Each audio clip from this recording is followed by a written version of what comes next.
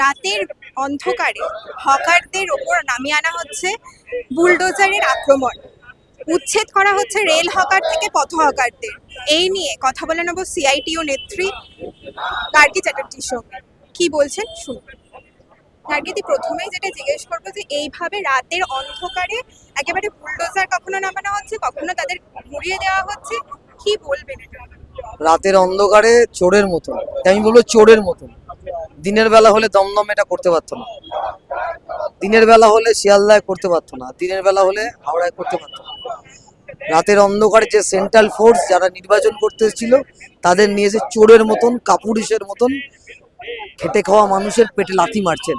এদের খাওয়া অন্ন ধ্বংস, এদের ছোট ছোট মানুষ মানে ক্ষুদ্র ব্যবসা কিন্তু ধ্বংস করে দিচ্ছে।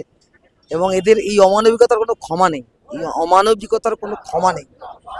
এবং একটা এত অমানবিক সরকার, ডবল ইঞ্জিনের রাজ্যের সরকার, কেন্দ্রের সরকার, এবং রাজ্যের সরকার পরিবর্তন হওয়ার সঙ্গে সঙ্গে এই নগ্ন নৃশংস চেহারাটা, মানে আমি তো দমদম স্টেশনে ছিলাম, আমার ঘেন্না করছে দেখে। যেভাবে 7টা 8টা বুলডোজার নিয়ে এসছে, জেসিবি, এই বুলডোজার রাজ পশ্চিমবাংলায় চালু হলো নতুন সরকার থেকে। সেই বুলডোজার দিয়ে দোকানগুলো উপড়ে ফেলা হচ্ছে। কি আনন্দ পুলিশ প্রশাসনের আধিকারিকদের, রেলের আধিকারিকদের মধ্যে, যেন মনে হচ্ছে কি করছে। একটা মানুষের সর্বস্ব চলে যাচ্ছে, পরের দিন থেকে মানুষটা কি খাবে কেউ জানে না। সেই মানুষটাকে মানে ঝালমুড়ি খেতে খেতে প্রধানমন্ত্রী ঝালমুড়ির দোকান ভেঙে দেয়।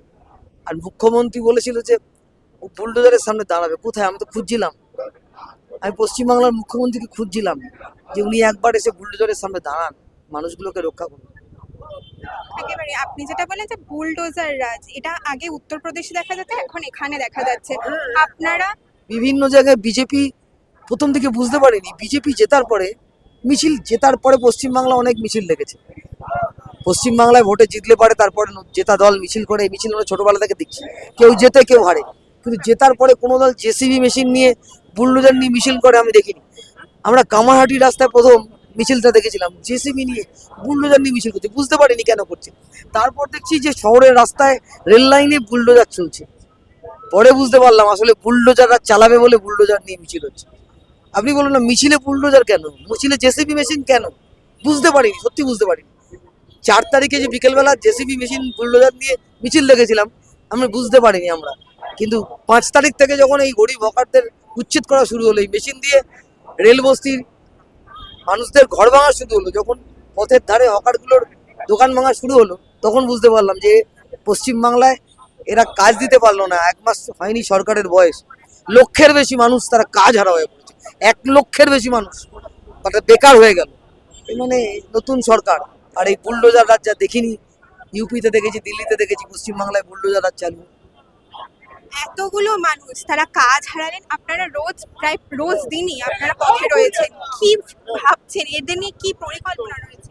দেখুন, আজকে হচ্ছে অল ট্রেড ইউনিয়নের মিছিল আছে, আমরা ডিআরএম এর কাছে যাব, রেল বোর্ডে জানাবো, কোর্টে যাব, আমরা আইনের দ্বারস্থ হব।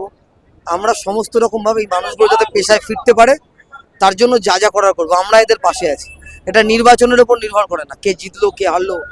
আমরা এই মানুষগুলোর সঙ্গে ছিলাম, এই মানুষগুলোর সঙ্গে আছি, এই মানুষগুলোর পাশে থাকবো যতক্ষণ না এরা লাইসেন্স পায়, যতক্ষণ না এরা পুনর্বাসন ছাড়া উচ্ছেদ হবে না, এই কথাটা রেল মেনে নেয়, আমরা ততক্ষণ আছি।